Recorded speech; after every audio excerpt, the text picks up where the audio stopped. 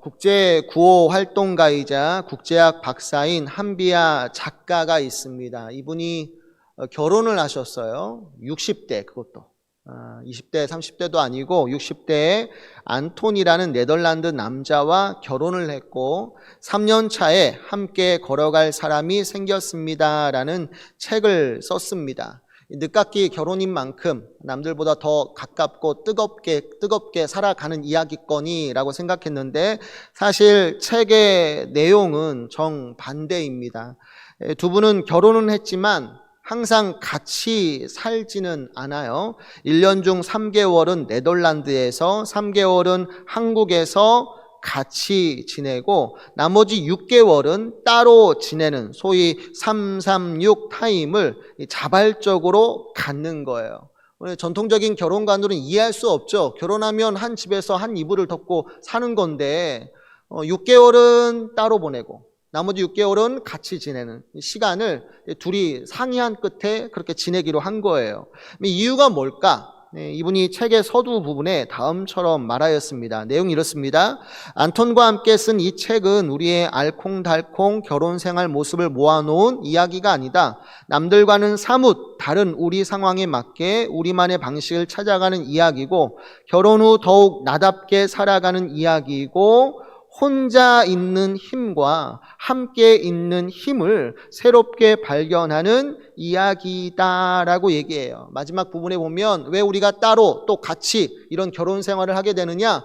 혼자 있는 힘, 그리고 함께 있는 힘, 혼자 하는 기쁨, 함께 하는 기쁨, 새롭게 알아가기 위함이다라고 얘기하는 거예요. 그러니까 이분이 60대가 되기까지 혼자 사셨잖아요. 혼자 하는 시간, 혼자 있는 시간이 너무나 소중한 거예요. 함께 있는 시간도 중요하지만 그만큼이나 혼자 있는 시간도 중요하기 때문에 남편과 상의해서 우리가 결혼 생활할 때 혼자 있는 시간도 가져보고 함께 있는 시간도 따로 가져보는 게 좋겠다. 이러는 것이 정말 나답고 또 행복한 결혼 생활을 위해서 우리의 나름대로의 삶의 방식 아닐까 논의를 하고 그렇게 결정했다라는 거죠. 근데 제가 이 책을 읽어보면서 이런 생각했어요. 교회도 마찬가지 아닌가.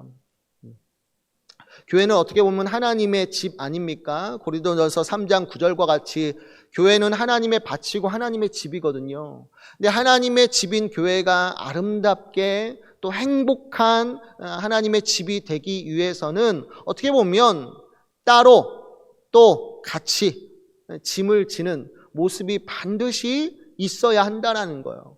교회 안에도 혼자 하는 힘이 있고 함께 하는 힘이 있는 거예요. 이 두 가지가 잘 이루어질 때 교회도 거룩하고 행복한 하나님의 집으로 지어져 나갈 수 있다라는 거죠. 오늘 이 내용을 본문을 통해서 좀 더 자세히 살펴보고 모두가 혼자 하는 힘과 함께 하는 힘 새롭게 알아가고 정말 가정과 교회를 아름답게 지어 가시기를 주님의 이름으로 축원해 드립니다.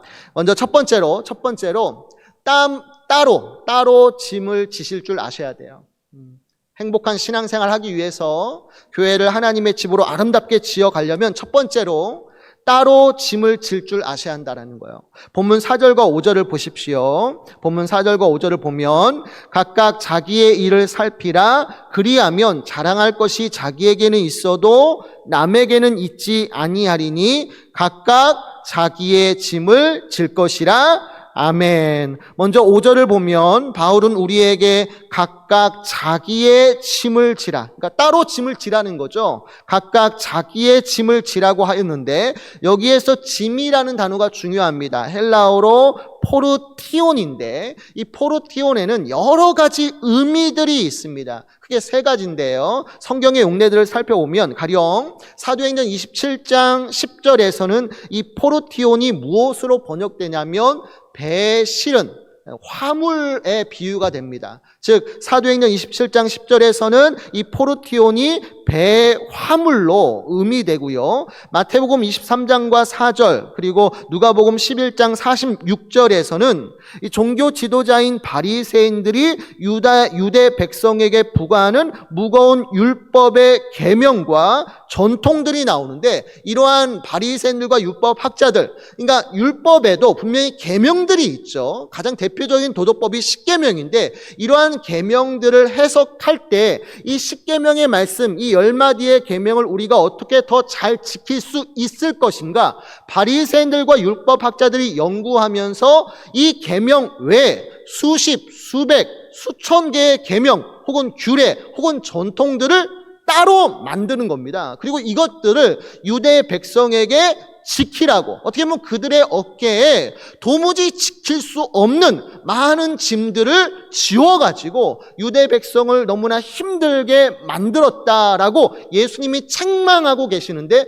이때 바리새인이나 율법 학자들이 사람들의 어깨에 지어진 율법의 전통들, 수십 수백 개의 규칙들, 이런 것을 가르쳐서 포르티온, 짐이라고 표현하는 거예요. 그러니까 두 번째 짐이라는 것은 율법 학자들이 사람의 어깨에 지워지는, 삶에 지워지는 무거운 계명들, 도무지 사람이 지킬 수 없는 무거운 계명들을 뜻하는 단어, 이게 포르티온이고, 또 하나가 뭐냐면 마태복음 11장 30절에서 율법 학자들과는 다르게 누가 지어주시느냐? 예수님께서 그의 제자들에게 부과하는 짐이 있어요. 그죠? 그 짐을 가리켜서 또한 포르티온이라고 얘기하는 거예요. 그러면 다시 본문으로 돌아와서 바울이 각각 져야 할 짐이라는 게 있다라고 했는데, 여기에서 이 짐이라는 것은 이 세 가지 중 어디에 해당하는 것일까? 배, 화물과 같이 직접 정말 들어야 하는 짐을 뜻하는 것인가? 아니면 율법 학자들이 사람들에게 부과하는 율법의 전통들, 규례들을 의미하는가? 아니면 예수님께서 그의 제자들에게 지어주신 짐을 뜻하는 것인가? 여러분들, 우리가 단어의 의미를 추론할 때 어디까지나 이 단어의 의미들 중에 가장 적합한 것이 뭐냐라고 했을 때 어디까지나 그것은 문맥 안에서 결정하셔야 돼요. 그러니까 앞뒤 나오는 문맥 안에서 이 단어의 의미가 보다 분명해지게 되어지는데, 여러분들 각각 보세요. 5절에 보면 각각 자기의 짐을 질 것이라 라고 했을 때 바로 앞에 4절을 보면, 문맥상 바로 앞에 4절을 보면 각각 자기의 일을 살피라라고 하잖아요. 각각 자기의 일을 살피라라고 하는데, 이 말의 뜻이 무엇입니까? 우리가 다른 성도의 사역을 비교하여서 비난하거나 정죄하지도 말고 또 평가하거나 판단하지 말고, 오직 너는 하나님과 그분의 말씀 앞에서 자기의 일을 진지하게 점검해 보라는 거예요. 그러니까 우리가 사역하면서 다른 사람이 어떻게 하나 쉽게 판단하고 평가할 때가 참 많잖아요. 나와 그 사람을 비교하면서 나는 이렇게 많은 짐을 지고 있는데 저 사람은 뭐 하는 거야? 신앙생활 첫 따위로 해도 되는 거야? 함부로 우리가 만유의 주와 같이, 재판장에 선 사람과 같이 다른 사람을 두고 평가하고 비난하기를 참 잘하거든요. 근데 이거 하지 말라는 거예요. 바울은 교회 사역을 감당할 때 너희가 각각 자기의 일을 살피라. 다른 사람 이러쿵 저러쿵 헌담하고 물지 마. 그런 거 쓸데없어. 그것은 오직 주 대신 예수님께서 감당하실 일이니까 네가 할 일 아니야. 오직 너는 내가 맡은 사역 있지, 내가 맡은 직분 있지, 내가 감당해야 할 의무와 책임 있지, 이 모든 것들을 하나님 앞에 나아가서 그분의 말씀 앞에 서서 내가 지금 잘 살고 있나?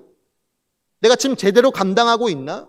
그걸 판단하라는 거예요. 남을 판단하거나 평가하지 말고 오직 하나님과 그분의 말씀 앞에 자기의 일을 진지하게 점검해 보라는 거죠. 그러면서 그 다음 5절에서 각각 자기의 짐을 지라라고 말씀하였기 때문에, 여기에서 짐이라는 것은 배에 실은 화물과 같은 것도 아니고 율법 학자들이 유다 백성에게 부여하는 율법의 규례들이나 전통도 아니고 오직 예수님께서 나에게 맡겨주신 직분과 사역 혹은 거룩한 의무와 책임, 이걸 가르쳐서 바울은 포르티온, 짐이라고 표현하는 거예요.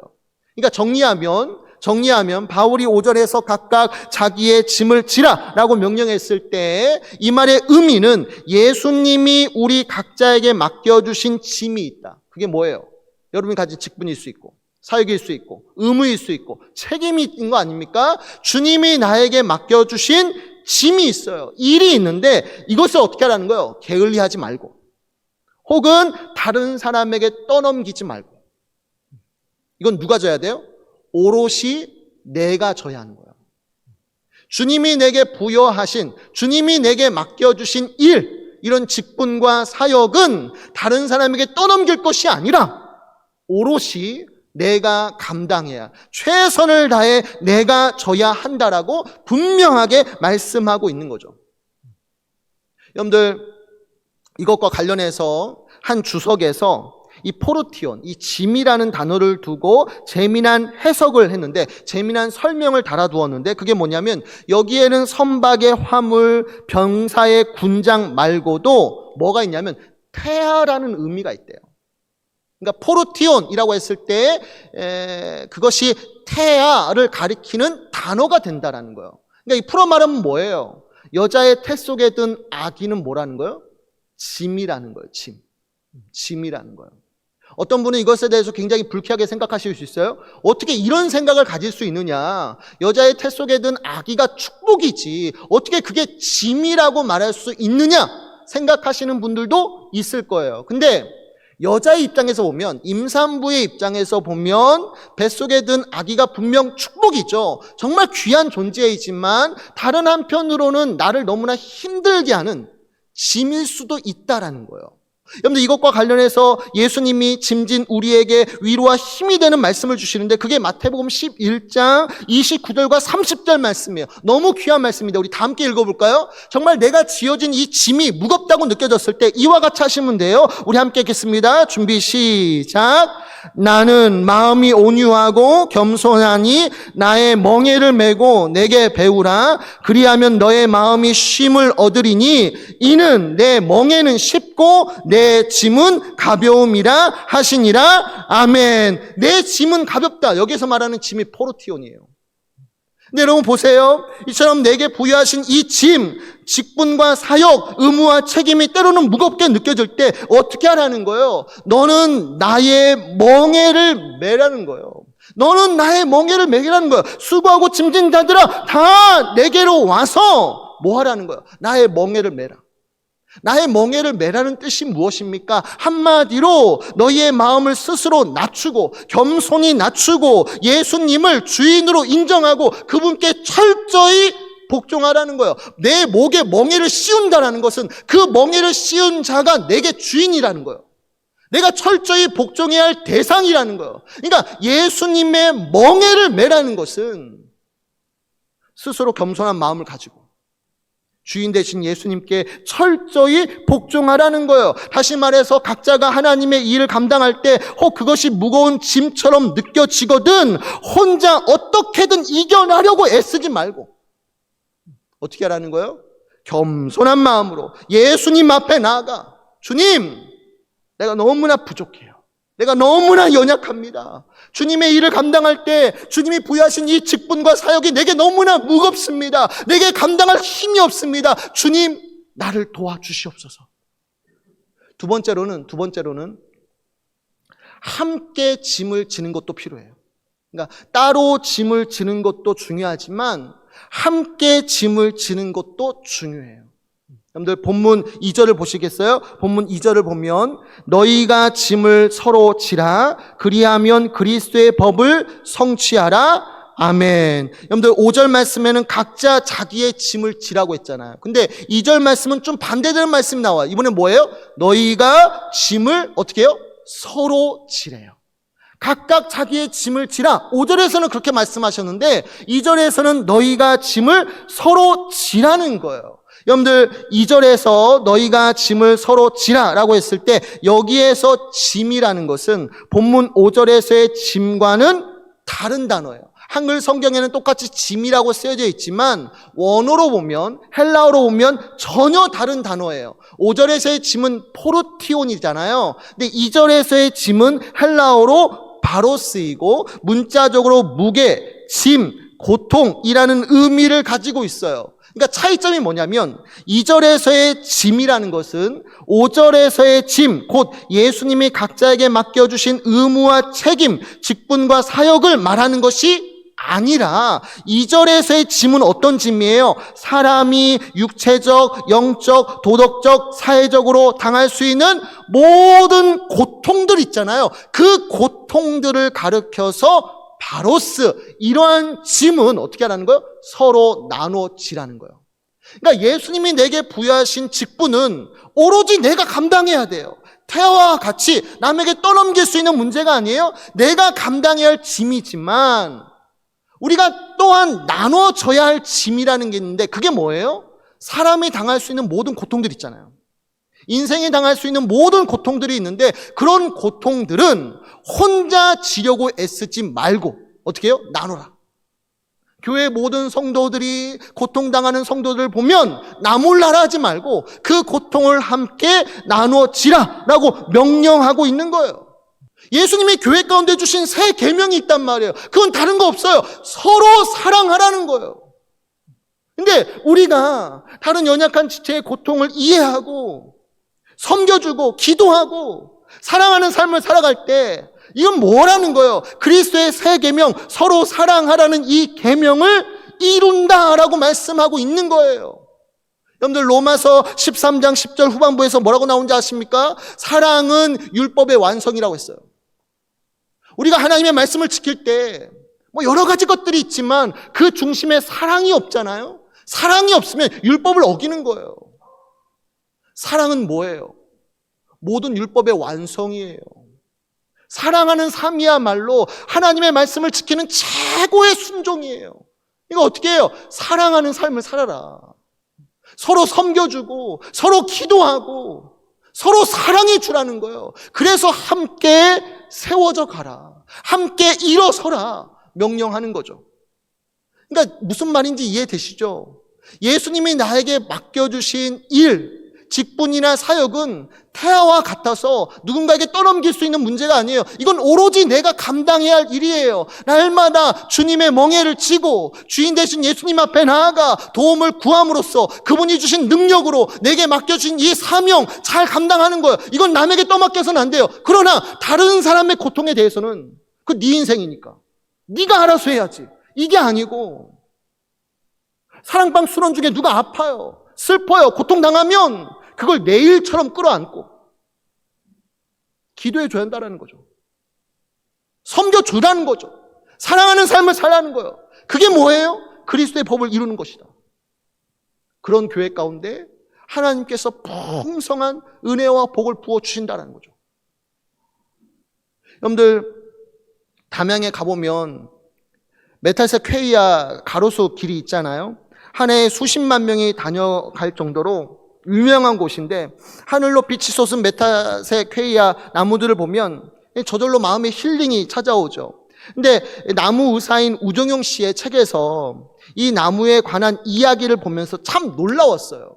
여러분들 이 나무가 침엽수거든요. 침엽수. 근데 대부분의 침엽수는 찬바람이 몰아치는 동토의 땅에서 태어나 살아가요. 근데 이 동토의 땅이 어떤 땅이냐면 1년 중 100일 정도의 여름을 제외하고는 늘 눈과 얼음으로 뒤덮여 있어요. 저 멀리 지평선에서 들어오는 얼마 안 되는 빛이라도 받으려면 나무가 최대한 높게 자라야 하는데 저 혼자 독불장군처럼 자라서는 사시사철 불어오는 강풍을 당해낼 재간이 없고요. 반대로 뿌리라도 깊게 내리면 좋을 텐데 이것도 여의치 않아요. 한여름에도 지하 일정한 깊이에 뭐가 있냐면 얼음층이 깔려 있어요. 그러니까 뿌리를 깊게 박을 수도 없어요. 혼자 높게 자라나면 매서운 눈보라에 맞서서 쓰러지고 뿌리라도 깊게 박고 싶은데 얼음층이 있어서 그마저도 할 수가 없는 거예요. 그러니까 이곳은 나무가 살기에는 척박한 환경이에요. 도무지 살아갈 수 없는 땅이에요. 근데 참 신기하죠. 이러한 동토의 땅에서 이처럼 눈과 얼음이 뒤덮인 땅에서 메탈색 퀘이아는 무려 30m 아파트 옥상보다 더 높게 30m 넘게 자라나는 거예요. 하늘을 치솟고 막 자라나는 거예요. 어떻게 이런 동토의 땅에서, 눈과 얼음이 뒤덮인 땅에서 이 메타사 퀘이아는 무려 30m 넘게 자라날 수 있었을까? 그 방법이 뭔지 아세요? 함께 연대하는 거예요. 나무와 나무가 독불장군처럼 살아가는 것이 아니라 이 나무들이 함께 연대하는 거예요. 서로 함께 의지하고요. 서로 함께 붙들어주고요. 서로 함께 자라나는 거예요. 그러니까 이 메타사 퀘이가 그 동토의 땅에서 무려 30m 자라나는 거예요. 그러니까 땅 위로는 마치 황제 펭귄의 겨울 나기처럼 꼭 붙어가지고 먼 곳에서 불어오는 외풍을 함께 견뎌내고요. 땅 속으로는 얼음층이 있지만 서로의 뿌리가 서로 단단하게 연결되는 거예요. 뿌리가 서로 단단하게 연결되어서 마치 그물망처럼 흙을 움켜잡고 있는 거예요. 다시 말해서 만일 침엽수들이 독불장군처럼 저 혼자 높이 자라기를 고집했다면 거센 눈보라를 견디지 못하고 성목이 되기도 전에 쓰러졌을 것이지만 서로 함께 의지하고 붙들어주니까 이 메타사 퀘이가 어떻게 하는 거예요? 하늘 높인 줄 모르고 막 치솟아 자라나고 무성한 잎을 맺을 수 있었다라고 얘기하는 거예요. 근데 여러분,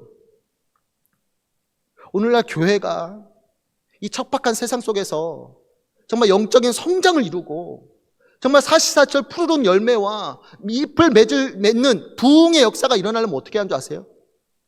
각자에게 맡겨진 자기의 직무를 잘 감당하는 것도 중요하지만 서로 붙들어주고 서로 의지하고 서로 사랑의 삶을 살려주지 않으면 절대 교회가 영적으로 성장할 수 없는 거예요. 그런 역사가 일어날 수 없다는 거죠. 아프리카 석담에 이런 말이 있죠. 멀리 가려면 혼자 가라? 아니요. 아프리카 속담에 멀리 가려면 함께 가래요. 멀리 가려면 함께 가라는 거예요.